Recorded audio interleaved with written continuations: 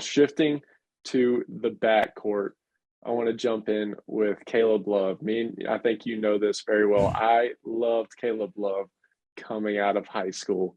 And obviously, he did not have the freshman year that we expected. But what, in your own mind, is it that kind of played a big part in this jump that he's made from that freshman season that was very underwhelming in a lot of ways? It was ugly at times. And honestly, I don't know many people know this. There's a point in time where he almost could have entered the transfer portal, but he obviously decided to come back. So what was that jump? What contributed to that jump for Caleb Love? I want to jump on your point, though, about last Yeah. year in the transfer portal. You talk about this team's journey. This team almost didn't look like this at all because it wasn't just rumors that people were talking last year. Obviously, Walker Kessler. So North Carolina loses to Wisconsin on a Friday. Walker Kessler announces his intent to transfer that Monday. And there were several others that we thought were coming, that we were prepared to write stories for, that we thought, would be there. And then the situation shifted and things settled down. And eventually guys started announcing that they were coming back. So just that 1 week alone could have changed a lot of what you see now as Carolina heads to the Final Four. But I think with Caleb, it was just so surprising that he shot so poorly as a freshman. I think a lot of that at North Carolina in the past, freshman shooters they just don't have it. And I don't know if it's college basketball, if it's the previous system, but there are just not many freshman shooters who have successful years. And Caleb, not only was it not successful, it was close to historically bad.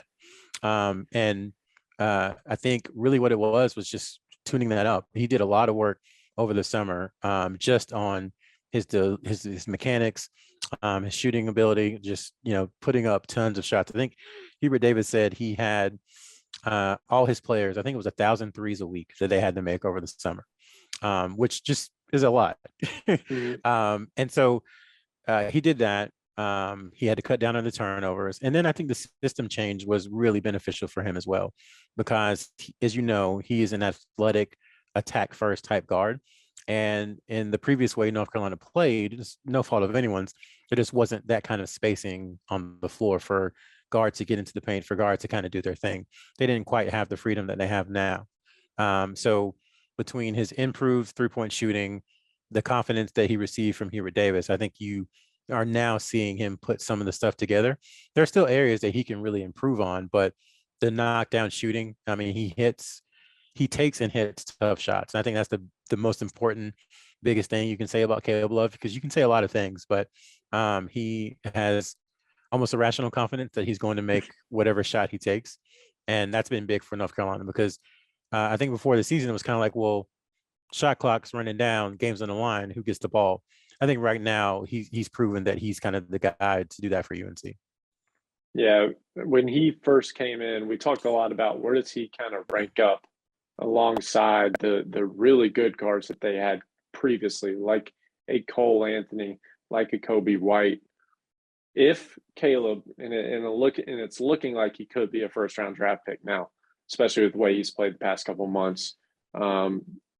Obviously, it took a little longer than we thought, but if he does end up in that NBA draft, and this is going to be the last potentially 2 games that he plays at North Carolina, what will you guys remember him for?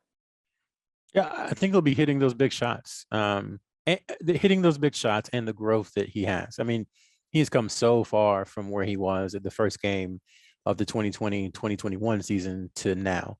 Completely different player as far as turn. I mean, he was a walking turnover last year, and it was a struggle. I mean, him and RJ Davis struggled a lot last year just holding on to the ball, the most basic thing. And so to see them come around from that to now being kind of fully formed and confident, taking big shots, the way he took over in that UCLA game, he's done that 5 or 6 times this season, where it doesn't matter what he did in the first half. All that mattered was those last few seconds. The Syracuse game at UNC towards the end of the season, that second half, he struggled. I think he was maybe 2 of 10, 2 of 12, something like that. And the kid just comes in and hits 2 threes, just huge shots from 25, 26 feet. And it's like he forgot that he missed all those shots in the first half. So I think that's huge. I think people will remember him from that. Just big time shots in big situations, and then the growth he's had over the course of 2 years.